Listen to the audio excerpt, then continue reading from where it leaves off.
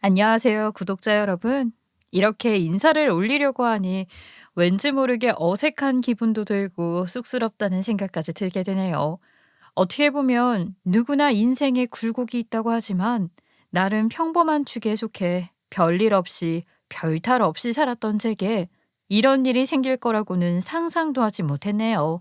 생각해보면 처음에 불씨는 정말 별거 아닌 일로 시작을 하게 되었는데 일이 점점 커지고 커져서 결국은 모든 것을 삼키게 되었어요. 물론 저에게 이런 상처를 준 사람들 또한 그런 결말을 맞이하게 될 것이라는 생각을 전혀 하지 못했었겠지요. 이런 걸 보고 인과응보라고 하나 봅니다.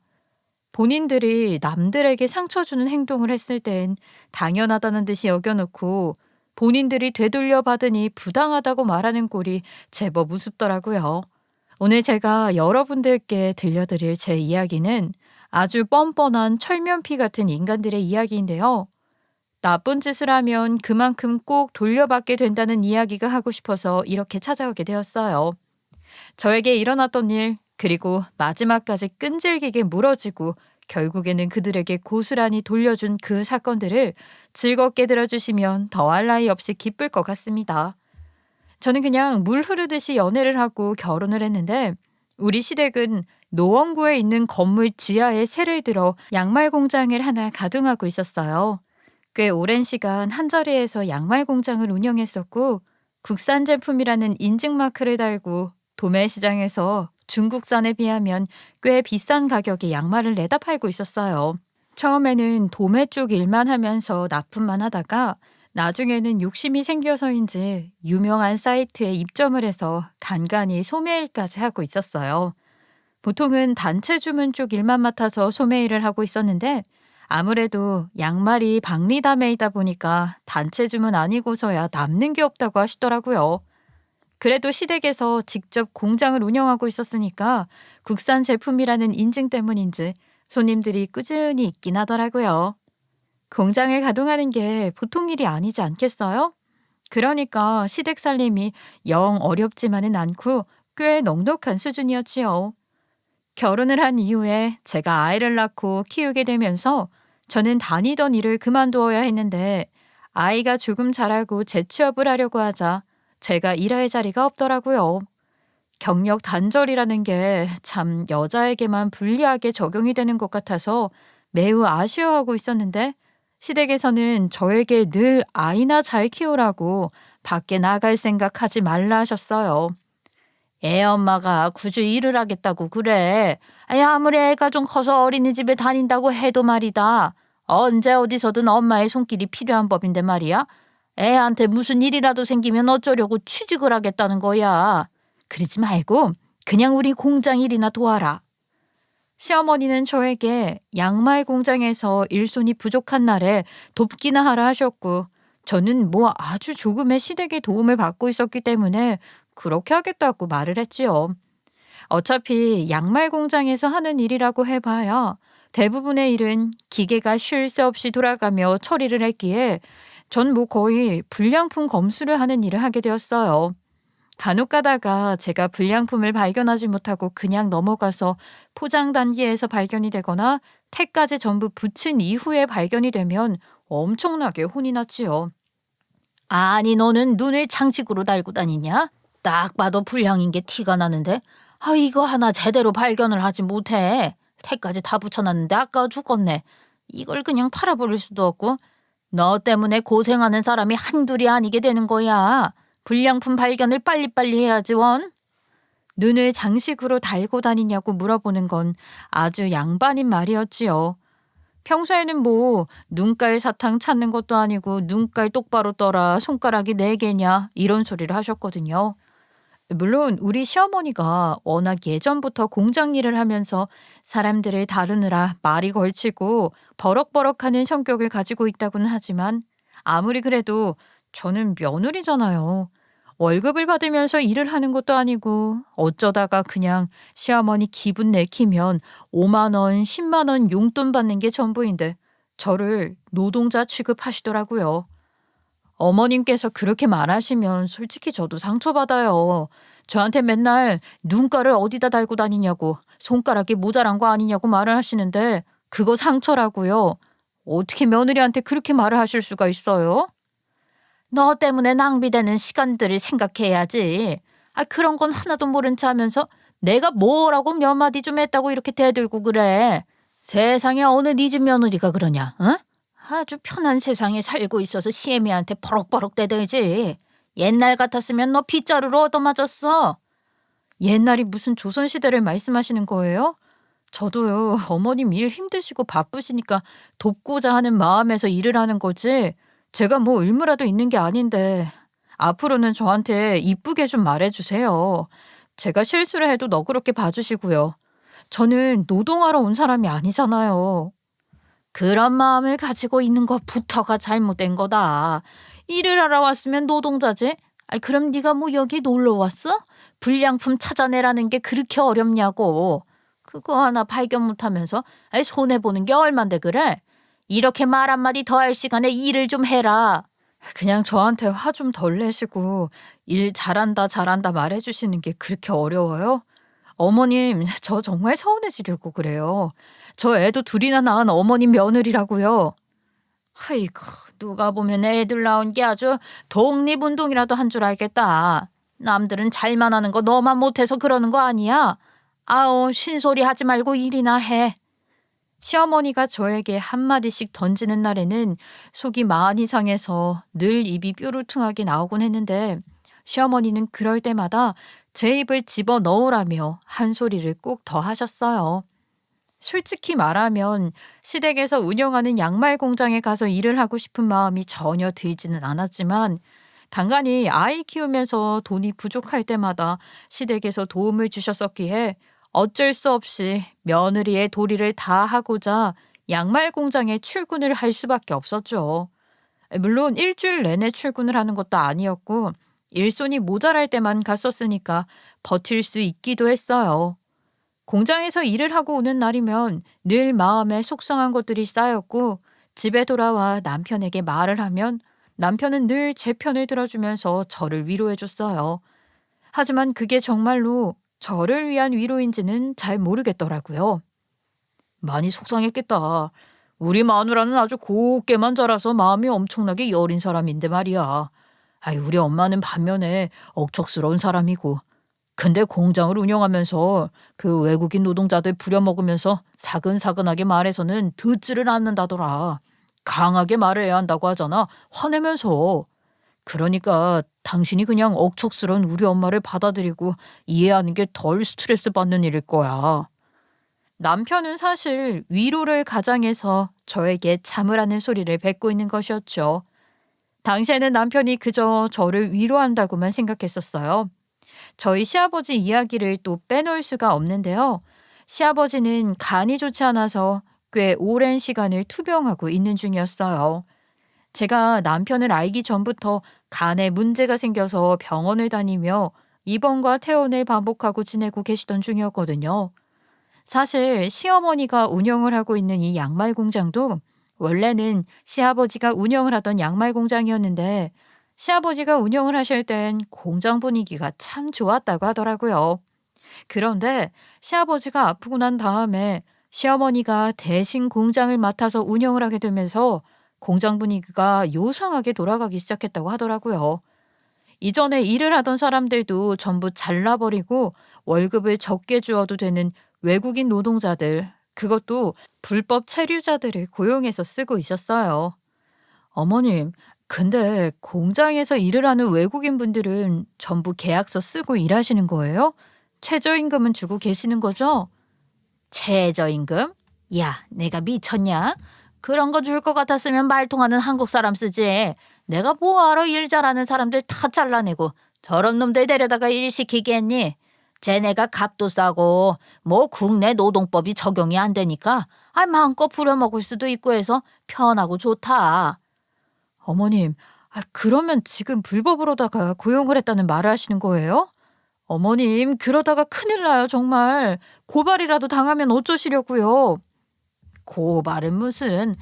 그래서 신고 못하게 일부러 불법 체류자들을 쓰고 있는 거 아니야. 걔네들이 고발 넣는 순간 우리나라에서 추방당하는 거야. 안 봐도 비디오인데.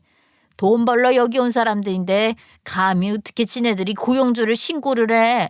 내가 다 생각이 있어서 쓰는 거다 이 말이야. 정말 악덕 고용주가 따로 없는 모양새였죠.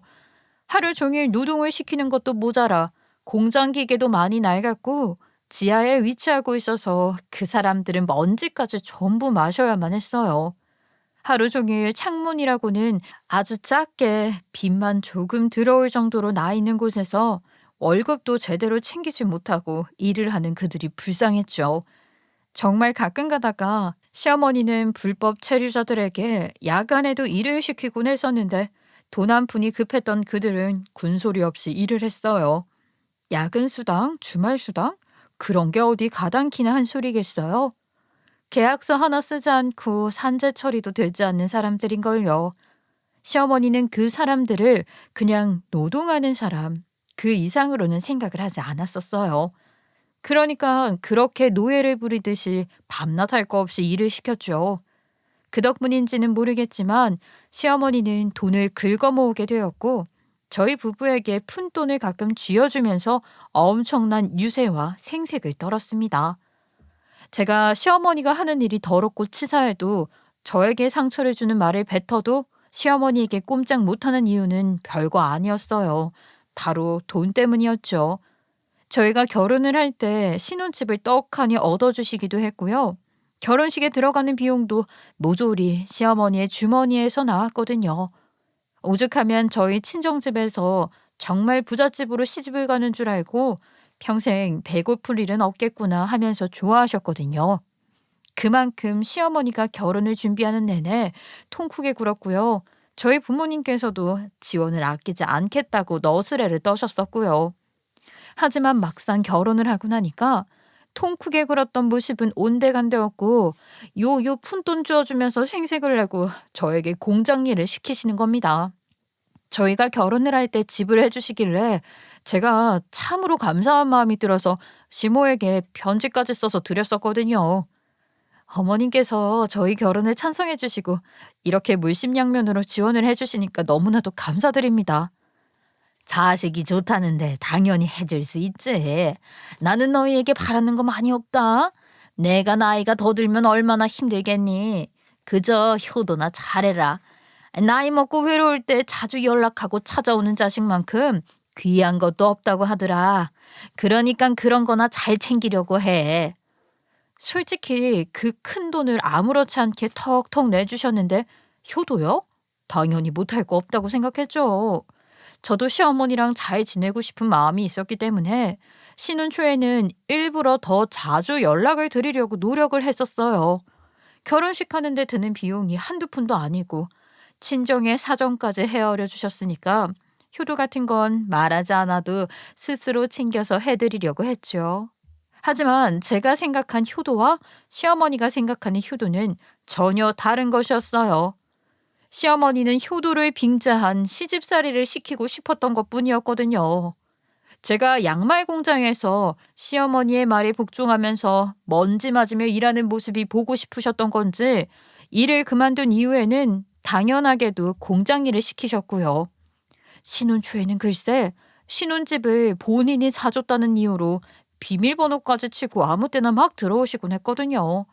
비밀번호를 바꿔보기도 하고 맨 위에 달린 걸쇠도 걸어보고 했지만 우리 시어머니는 끄떡도 없는 사람이었어요. 열어줄 때까지 현관벨을 누르고 전화하고 집에 가지도 않고 버티고 서 있는 사람이었거든요. 한 번, 두 번 이런 일이 반복이 되니까 남편이 그냥 집 비밀번호를 시어머니에게 알려주었어요. 당연히 그 문제로 저와 남편이 수도 없이 싸웠죠. 아이, 어머님한테 비밀번호 알려드렸어? 어제 수유하고 있는데 갑자기 집에 들어오셔서 얼마나 놀랐는지 몰라. 이런 건 나랑 상의를 해야 하는 거 아니야? 우리 엄마가 사준 집인데 아유 엄마가 비밀번호 좀 알고 있으면 어때? 그리고 애기 수유하는데 뭐가 어때서. 엄마도 여자야. 엄마도 나 그렇게 키웠다고. 아무리 그래도 시어머니인데 모유 수유하는 중에 집에 막 들어오면 불편하지 않겠어? 당신이 속옷 차림으로 있는데 우리 아빠가 들어왔다고 생각을 해봐. 아이, 난 아무렇지도 않을 것 같은데. 괜히 오바 떨지 말아라. 우리 엄마가 집까지 사준 마당에 자식 집 오면서 눈치까지 보고 그래야 해? 결혼하자마자 아이부터 낳아서 나도 아직 혼란스러운데 나한테 제발 상의라는 걸 하고 일을 처리해야지. 왜 독단적으로 하냐 이 말이야. 우리 엄마 불쌍하다. 아이, 집까지 사줬는데 며느리한테 불청객 취급이나 받고. 아, 몰라. 나는 앞으로도 그냥 비밀번호 알려줄 거니까 그런 줄 알아. 비밀번호를 아무리 바꿔도 남편이 시어머니한테 바로 알려주는 바람에 결국에는 제가 그 부분을 포기하고 살아야 했죠. 결혼을 하자마자 임신을 했고 연년생으로 아이를 낳아 키웠기 때문에 저는 남편과 이혼을 할 생각을 하지 못했어요. 일도 그만둔 마당에 무슨 재주로 아이를 둘이나 혼자 키울 수 있겠어요? 게다가 처음부터 시어머니가 이랬으면 바로 이혼을 고민했을지도 모르겠지만 처음에는 이러지 않았거든요.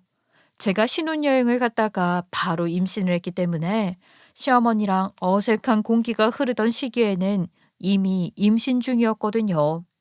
효도를 원했던 시어머니라서 평일에 할 거 없으면 양말 공장에 가끔 찾아와서 일손이라도 돕겠다고 설쳤는데 그때마다 시어머니는 난색을 표하셨어요. 귀한 우리 손주까지 뱃속에 품고 있는데 무슨 일을 하겠다고 그래. 그러지 말고 그냥 푹 쉬어라. 이런 일 하면 손이 다 망가지게 되어 있어. 먼지 많은 곳에 들어와서 괜히 몸 상하지 말고 얼른 집에 가서 푹 쉬어. 너 아니어도 일할 사람 많으니까 걱정하지 말아라.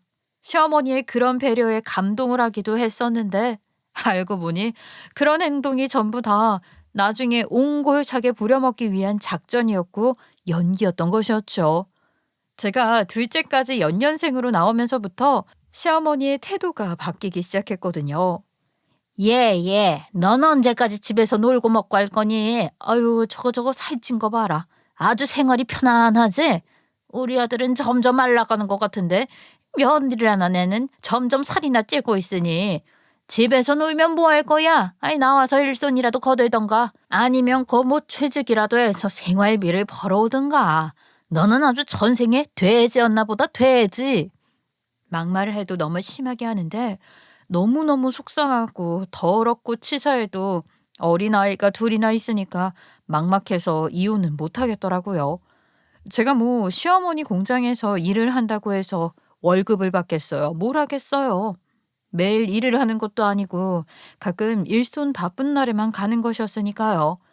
물론 저에게 밥이나 사 먹으라고 5만 원, 10만 원 가뭄에 콩나듯이 용돈을 주시긴 했지만 그게 제 노동값이라고 하기엔 너무 작죠. 거의 외국인 노동자 수준으로 받은 거나 마찬가지니까요.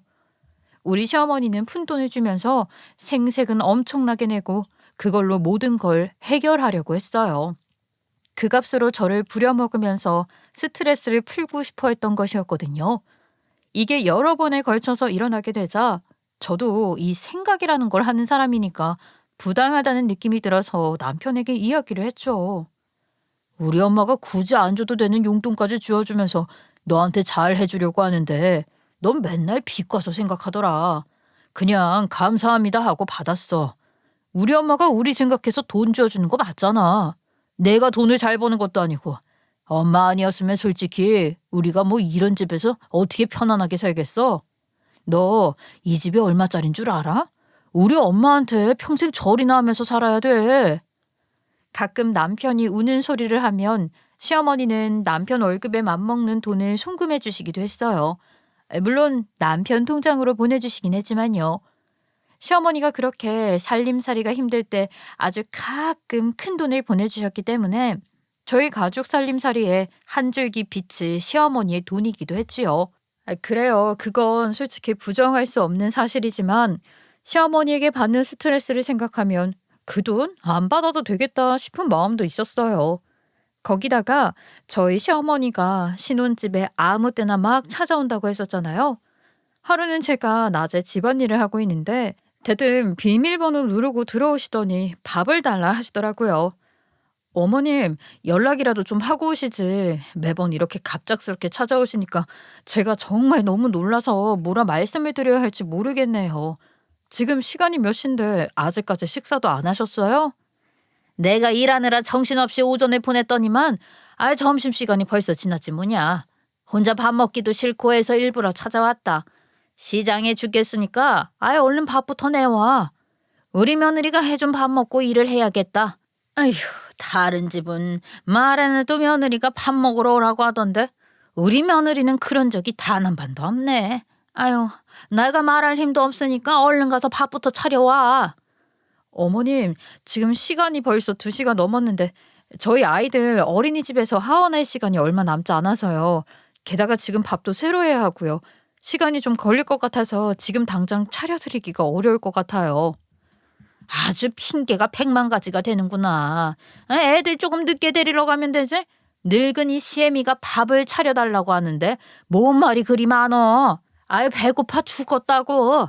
배가죽인지 등가죽인지 헷갈릴 정도로 배가 고프니까 얼른 가서 밥부터 차려와. 아이들을 늦게 데리러 가야 하는 게 영 마음에 걸리고 당장 쌀부터 씻어야 하는 상황이라 어쩔 수 없이 저는 배달 음식을 시키기로 마음을 먹었죠. 평소에 시어머니가 순댓국을 엄청나게 좋아하셨기 때문에 순댓국을 배달시키고 저는 서둘러서 아이들을 데리러 갈 채비를 하고 있었어요. 배달이 도착했다는 알림을 받고 나서 식탁에 밥상을 차려두니까 시어머니가 인상을 팍팍 쓰시더라고요. 아니, 내가 찾아와서 밥 달라고 했더니만 고작 이딴 배달 음식을 시켜? 너 설마 우리 아들한테도 내내 배달 음식 시켜 먹이는 거 아니지? 아이고, 내가 정말로 집까지 해주고 이렇게 대접 하나 못 받을 줄이야. 아유, 어머니, 미리 말씀을 해주셨으면 시간 맞춰서 준비를 해뒀을 텐데 매번 말없이 오시니까 제가 준비할 시간이 없어서요. 그리고 아이들도 하원시키러 가야 해서요. 그놈의 핑계. 집에 당연히 언제든지 먹을 밥이 준비되어 있어야지. 그게 살림의 기본 아니냐? 애들이 언제 배고프다고 할 줄 알고 아무것도 안 해놔. 내가 아주 이딴 배달 음식 같은 걸 먹으려고 여기까지 찾아온 줄 알아? 그러면서 순댓국을 내던지는데 제가 세탁을 하던 세탁물에다가 냅다 던지시는 게 아니겠어요. 정말 깜짝 놀랐죠. 빨래를 다 해둔 빨래 더미에 음식물이 쏟아졌으니 다시 빨래를 해야만 했고요. 저는 일이 2배로 늘어나게 된 거죠. 아유, 어머님, 지금 뭐 하시는 거예요? 이거 세탁 다 해둔 건데 다시 빨아야 하잖아요.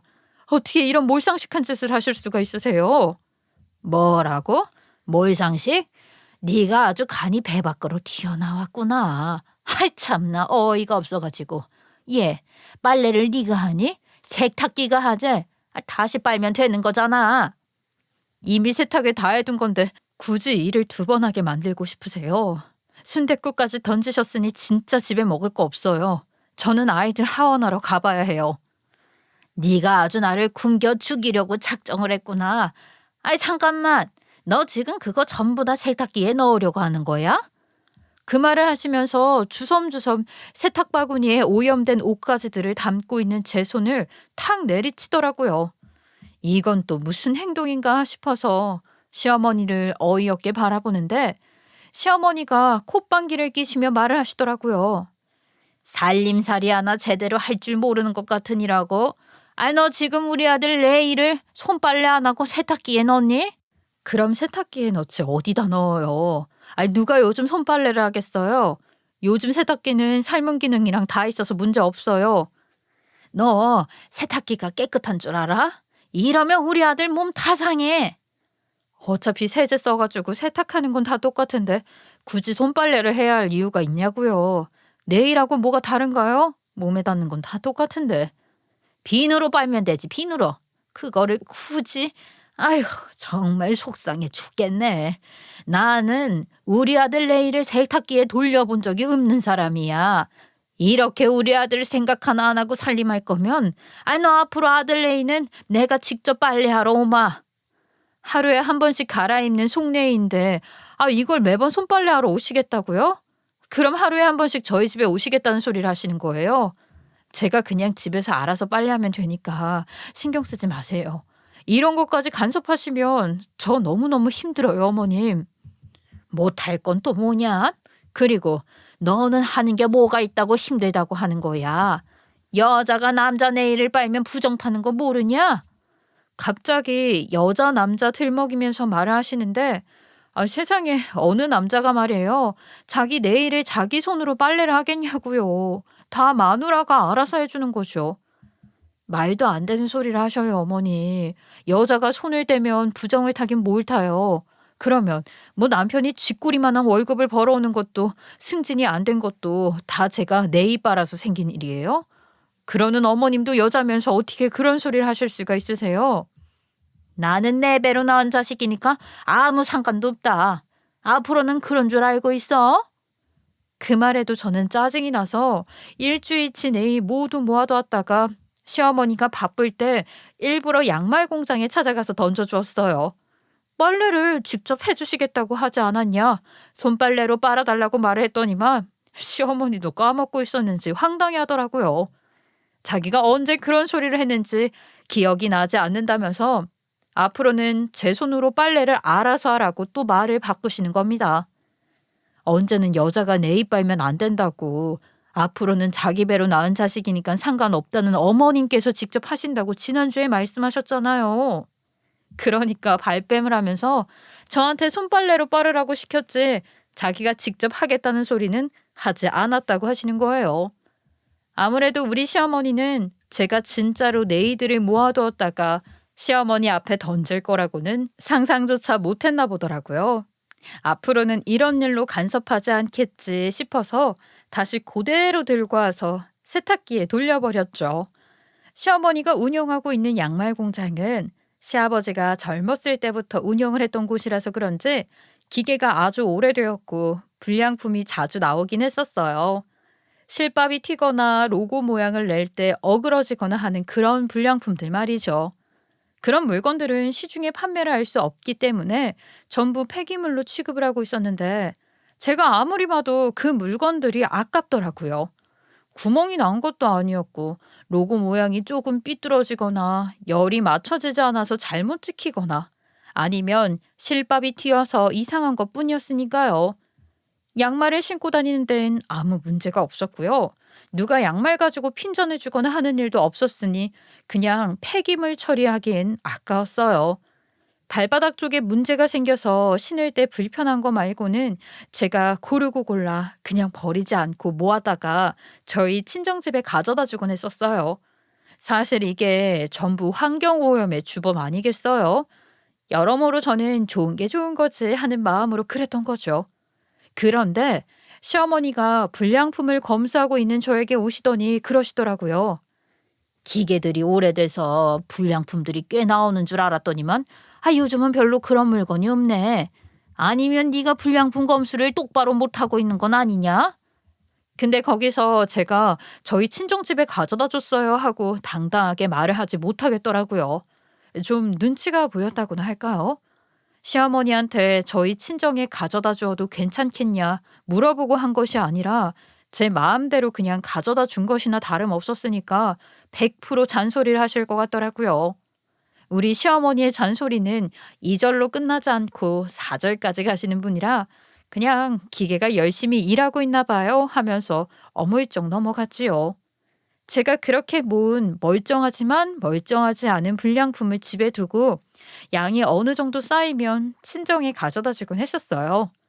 우리 시댁 양말 공장에 애들 양말도 있고 어른 양말도 있고 아주 다양한 종류의 양말을 만들어 팔았으니까요. 그리고 야금야금 한두 켤레씩 주는 것보다야 한 번에 대량으로 주는 게 서로 편하고 좋잖아요.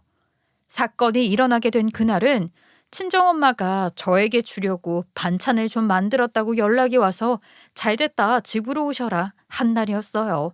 엄마 반찬은 우리 남편도 너무너무 맛있게 먹으니까 빨리 오셔요. 오늘은 집에 있을 예정이니까 아무 때나 편한 시간에 오세요. 이번에도 불량으로 나온 양말 좀 모아두는데 온 김에 가져가시면 되겠어요. 친정엄마는 좋다고 하셨고 저는 집안일을 하면서 엄마를 기다렸는데 현관문 비밀번호를 치는 소리가 또 들리더라고요.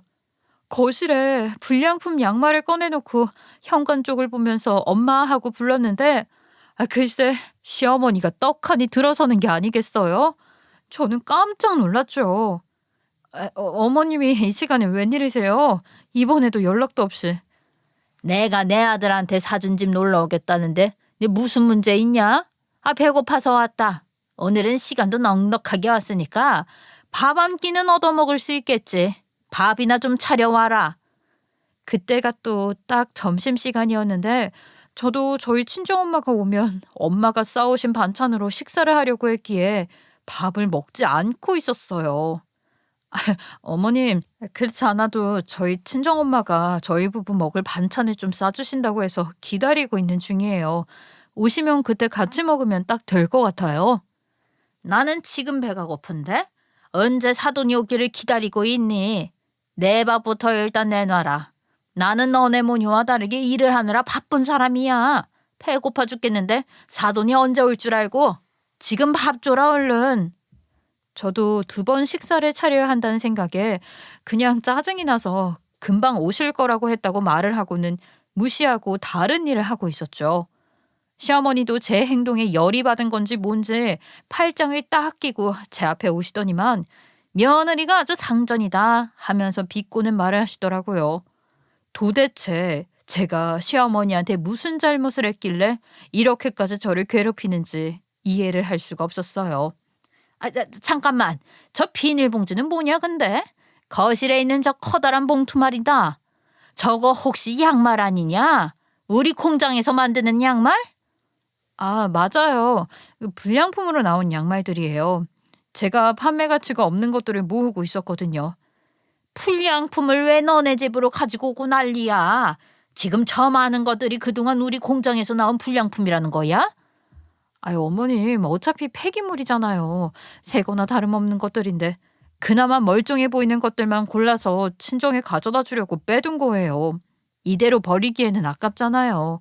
양말 하나 만드는 데에도 인력이 많이 들고 저거 그대로 버리면 환경오염도 되는 거니까요. 참나. 이래서 불량품이 모자랐구먼. 아니 이거 도둑질 아니야. 나한테 말도 없이 불량품을 싹 빼돌려? 너 인연이 친정에다 몰래 내 재산을 나눠주고 있었어? 씩씩거리면서 시어머니가 이야기를 하는데 어차피 폐기물 처리될 것들인데 무슨 재산을 빼돌렸다고 말을 하는 건지 너무나도 황당해서 제가 시어머니에게 어차피 버릴 물건 아니었냐. 아껴서 다시 쓰면 서로 좋은 거 아니냐고 말을 했어요. 그러니까 시어머니가 제 코앞까지 와서는 누구 마음대로 버리고 말고를 결정하냐고 왜 도둑질을 하냐면서 제 뺨을요 확 날리는 게 아니겠어요. 순간 눈앞에 번개가 번쩍하는 기분이 드는데 맞고 나서도 한참 동안 이게 무슨 일인가 싶어서 멍하니 시어머니만 바라보았어요. 뺨이 뜨끈한 것이 제대로 맞았는지 너무 쓰라리고 아프더라고요. 황당한 눈으로 시어머니를 봤죠. 그러니까 시어머니가 저한테 왜 눈을 치켜뜨냐면서 피할 틈도 없이 반대쪽 뺨까지 확 날려버리는 게 아니겠어요? 손버릇이 나빠도 너무 나쁜 거 아니냐? 감히 내 재산은 네 마음대로 빼돌려? 아주 집 해주고 생활비 보태주고 하니까 내가 가만히로 보이냐? 그런데 그 순간 정말 타이밍도 얄궂지 저희 친정엄마가 현관문을 열고 들어오신 겁니다.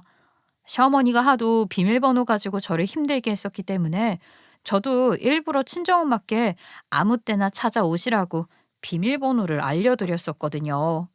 제가 양쪽 뺨에 손자국이 난 채로 시어머니를 보고 있었는데 엄마가 도착했다면서 반찬을 바리바리 싸들고 문을 여신 거죠. 저랑 시어머니랑 마주보고 있지. 시어머니는 씩씩거리고 있지. 저는 양쪽 뺨이 발갛게 물들어서 어쩔 줄 몰라 하고 있으니까 친정엄마가 소스라치게 놀란 겁니다. 엄마는 바로 반찬을 집어 던지고는 저에게 달려왔어요. 아니 우리 딸 얼굴이 왜 이래? 왜 이렇게 뺨이 부었어? 너 설마 맞았어? 사돈 어른이 지금 내 딸 얼굴을 때렸어요. 나도 안 때린 내 딸을. 아이고 마침 잘 오셨네. 아니 사돈 살림이 그리 어려워요? 양말 하나 돈 주고 못 살 만큼 어떻게 딸한테 도둑질을 시킵니까? 뭐라고요? 도둑질이요? 이게 다 무슨 소리야? 제가 딸에게 설마 도둑질을 하라고 가르쳤겠어요? 말이 되는 소리를 하세요. 친정엄마는 저를 보면서 이게 다 무슨 소리냐고 진정하고 말을 해보라면서 보채는데 저는 눈물이 막 나더라고요. 친정집에 가져다 준다고 양말 공장에서 나온 불량품을 좀 챙겼다고 지금 저한테 도둑년이니 뭐니 저렇게 막말을 내뱉으면서 뺨을 치시잖아요. 고작 불량품 가지고 이런 짓을 한단 말이야? 내 딸의 얼굴에 친 게 정말 사돈이 한 짓이라고요? 맞아요? 아주 눈에 쌍심지를 켜고 달려드네. 그래 좀 쳤다. 도둑질을 한 인간한테 벌을 준 건데 뭘 그래. 세상에 나쁜 짓을 했으면 당연히 벌을 받아야지. 모녀가 아주 뻔뻔하게 나오는데 도둑질이 경범죄인 거 몰라서 그래? 응? 양심을 좀 챙겨. 감히 나도 아까워서 못 때린 우리 딸의 얼굴을 쳐? 겁도 없이 내 딸에게 손찌검을 해. 너 진짜 나한테 혼나고 싶어? 그러면서 엄마가 눈가를 뒤집어 까고 시어머니 머리채를 잡는데 너무 순식간에 일어난 일이라서 저도 깜짝 놀라 악소리를 질렀어요. 시어머니는 친정엄마에게 머리채를 잡힌 채로 거실을 휘청휘청 거리다가 바닥에 나자빠졌고 엄마는 넘어진 시어머니 위에 올라가서 머리를 쥐어뜯기 시작했어요. 머리털이 뽑히니까 아픈지 시어머니가 소리를 고래고래 지르더라고요. 아니 인간이 진짜 미쳤나? 지금 사죄를 해도 모자랄 판에 감히 내 머리채를 쥐어뜯어? 어? 아이고 아프다고 이거 안 놔? 안 놔? 당장 놔? 왜? 네가 당하니까 아프냐? 우리 딸 뺨을 저렇게 만들어 놓고 고작 머리채 쥐어뜯겼다고 아프다는 소리가 나와. 이 망할 것이. 둘이 서로 놔라 못 놓는다 하면서 바닥을 뒹구르고 머리채를 쥐어뜯고 개싸움이 따로 없는 것처럼 난리통을 피우기 시작했어요. 저는 속으로 친정엄마를 응원하다가 친정엄마까지 시어머니에게 당할 것 같아서 서둘러서 뜯어 말리기 시작했죠. 서로 떨어진 다음에 노려보면서 씩씩거리는데 시어머니가 그러더라고요. 집 해주고 돈 주고 아주 상전이지 상전이야. 내 물건까지 빼돌리니 도둑거사. 이혼해. 우리 아들이랑 이혼하라고. 나는 이런 파렴치한 것들이랑 가족 못한다. 그래 누가 할 소리를 네가 해. 니네 집구석에 귀한 내 딸을 시집 보내는 게 아니었는데 당장 이혼시켜. 나도 이 꼴 못 참아. 넌 뭘 그리 가만히 쳐다만 보고 있어. 집 해준 걸로 저렇게 생색을 내는데 더럽고 치사해서 이 집에 발 붙이고 있지 말자. 아이 당장 짐 싸. 저는 친정엄마가 욕설을 섞으면서 흥분해서 말을 하시는 걸 태어나서 처음 봤기 때문에 너무나도 놀라웠어요. 저는 친정엄마의 으르렁에 잔뜩 쫄아붙어서 짐을 싸고 아이들의 어린이집에 가서 일찍 하원을 시켜 친정으로 피신을 왔습니다. 남편은 시어머니에게 연락을 받은 건지 퇴근을 하자마자 친정으로 왔더라고요. 그런데 이놈도 정말 미친놈이지 한다는 소리가 은근슬쩍 심호편을 들더라고요. 이전부터 저에게 가스라이팅을 했던 것처럼 친정에도 이야기를 하는 겁니다. 장모님, 저희 엄마가 워낙 억척같이 굽는 사람 아니겠어요. 여자 혼자서 공장을 운영하다 보니까 자연스럽게 그렇게 변한 거죠. 그게 본심은 아니었을 겁니다. 그냥 조금 혼내고 말려고 했는데 와이프가 눈 치켜뜨고 대드니까 열이 받아서 2대 때리셨다네요. 근데 또 불량품을 빼돌린 건 잘못한 게 맞죠. 미리 말만 했어도 저희 엄마가 그거 하나 안 챙겨줬겠어요. 얼마나 대인배이신데. 지금 뭔 소리 하는 거야? 나를 때린 걸 정당화하려고 하는 거야? 어차피 버릴 물건인데 그걸 말하고 가져와야 해. 그래봐야 쓰레기통에 갈 건데. 이복의 사위, 내가 왜 이런 개소리를 가만히 앉아서 듣고 있어야 하는지 모르겠구만. 아무리 그래도 내 딸의 뺨을 쳐? 너도 그런 뺨 맞아볼래? 우리는 이혼시키기로 마음먹었고 그건 사돈도 동의를 했으니 군소리 하지 말고 당장 이혼 서류에 도장이나 찍게. 장모님, 흥분을 좀 가라앉히세요. 저희 엄마도 반성하고 계실 거라니까요.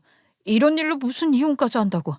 사람들이 다 흉봐요. 그리고 우리 엄마가 자식들 잘 되라고 며느리 훈육한 거라고 생각하시면 되잖아요. 그 말에 제가 너무나도 열이 받아서 벌떡 일어나 남편의 뺨을 2대 짝짝 때려버렸어요. 남편은 멍한 얼굴로 저를 보면서 아무 말도 못하고 입만 떡 벌리더라고요. 어때? 너도 맞아보니까 정신이 확 들지? 너도 아주 똑같은 인간이야. 하긴 그 핏줄이 어디 가겠어. 그동안 내 편 한 번 제대로 들어준 적 없는 놈이랑 어떻게 살아. 믿음이 없는데 절대 못 살지. 그런 일이 2번은 없을 거란 보장이 있어? 그러니까 이혼해. 남편도 뺨을 맞고 기분이 상했는지 저한테 알겠다면서 어디 한번 끝까지 해보자고 으름장을 놓더라고요. 하나도 무섭지 않았어요. 그렇게 저와 남편은 감정이 상할 대로 상한 채로 이혼 서류에 도장을 찍게 되었는데 남편 놈이 버는 게 별로 없었잖아요. 재산 분할이라고 할 것도 없는 게 아파트며 뭐며 명의가 전부 시모 이름으로 되어 있었거든요. 저는 아이들이 아직 어렸기에 양육비 정도만 조금 챙길 수 있었고요. 그나마 다행인 건 시어머니에게 뺨을 맞았고 시집살이 당한 게 인정이 되었어요. 위자료로 1,000만 원 정도를 더 받을 수 있었는데 그동안 제가 양말 공장에서 돈도 받지 않고 일을 했다는 것 때문에 받아 챙긴 거라 생각을 하면 사실 제가 일한 것에 비해서 위자료를 얼마 챙기지 못한 건 맞죠. 세상이 참 이혼하는 가정에게는 짜도 너무 짜더라고요. 위자료로 1,000만 원이나 챙겨가는 너도 대단하다. 솔직히 뺨은 내가 맞았는데 너도 나한테 돈 줘야 하는 거 아니냐? 그래서 참. 그렇게 말을 하는데 아유 이딴 놈이랑 애를 둘이나 낳았다니 기가 막히더라고요. 그렇게 이혼을 하고 애 둘을 친정에서 키우면서 취직 자리를 알아보러 다녔는데 친정엄마는 분이 안 풀리는지 이대로는 못 넘어가겠다고 하시더라고요. 사실은 저희 시댁에서 찍어내고 팔고 있는 양말이 유명 브랜드 로고가 박혀 있는 가짜 양말이에요. 한마디로 이미테이션, 짭이요. 대부분 진짜인 척 속여서 비싸게 단가를 받고 팔고 있었다 이 말이죠. 근데 이게 불법이기 때문에 걸리면 벌금이 엄청나게 나와요. 친정엄마는 불량품으로 받아 챙겼던 양말을 증거로 삼아 고발을 넣어버렸어요. 거기다가 국산 양말에는 인증이라는 게 붙어야 하거든요. 어린 아이들이 신는 양말이기 때문에 안정성에서 인증을 받아야 해요.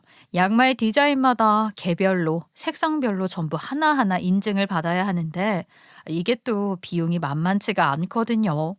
그래서 보통은 양말 하나로 인증을 받아서 디자인별, 색상별로 받은 것인 것 마냥 돌려쓰면서 판매를 한단 말이죠. 제가 양말 공장에서 나름 일을 했으니까 이런 부분을 다 알지 않겠어요. 짜 판매 고발을 하면서 같이 고발을 했죠. 당연히 벌금을 물릴 수 있는데 나란 일 하는 사람들이 그냥 넘어가겠어요? 조사를 하러 나온 거예요. 그런데 여기서 더 쇼킹한 건 그동안 불량품으로 빼둔 양말들을 모아서 그것들을 전부 해외로 빼돌려서 판매를 하고 있었던 겁니다. 한국산 양말이라면서 비싼 거라고 사람들에게 눈탱이를 치고 있었던 거죠. 불량품인데요. 이러면서 부를 축적했나 봐요, 시모가.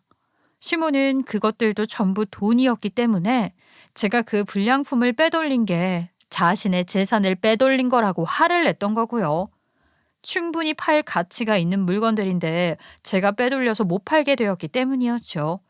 이 모든 게 싹 걸리면서 당연히 시어머니 양말 공장은 가동 중지 명령이 떨어지게 되었어요.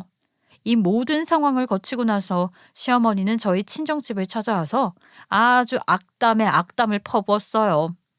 이 아이 망할 것들아. 어디 너네가 이러고도 잘 먹고 잘 살 수 있을 것 같냐? 내가 눈에 흙이 들어갈 때까지 지켜볼 거야. 너네 집안 쫄딱 다 망해버릴 거다. 아주 3대가 망해버려라. 이것들 얼굴에 내가 똥칠이라도 해야 2다리 뻗고 자는데. 그러면서 집 앞에 침까지 뱉고 가는 거 있죠? 솔직히 시어머니가 저렇게 열이 받아서 난리를 피우는 걸 보고 속은 시원하더라고요. 그런데 글쎄 더 속이 시원한 일이 생긴 겁니다. 시어머니가 영업정지를 당하고 나서 손해를 어마어마하게 봤을 거 아니에요. 며칠 동안 공장에서 만들어내는 양말의 양이 어마어마했으니까요. 거기다가 공장 문을 닫아도 노동자들에게는 월급을 줘야 하는데 인건비 생각을 하면 피눈물이 나오는 거죠. 이미 주문을 받아둔 도매 발주도 그렇고 납품 기한도 맞출 수 없으니까 위약금 생각도 해야 하지 완전히 싹 망하게 생긴 거잖아요.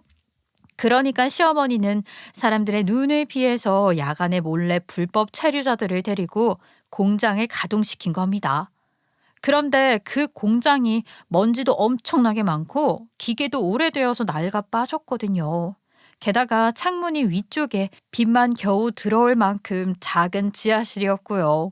시어머니가 문을 걸어 잠그고 공장을 가동시켰는데 낡은 기계들에 먼지들이 쌓이면서 노후된 전선에 불꽃이 튀기 시작한 거죠.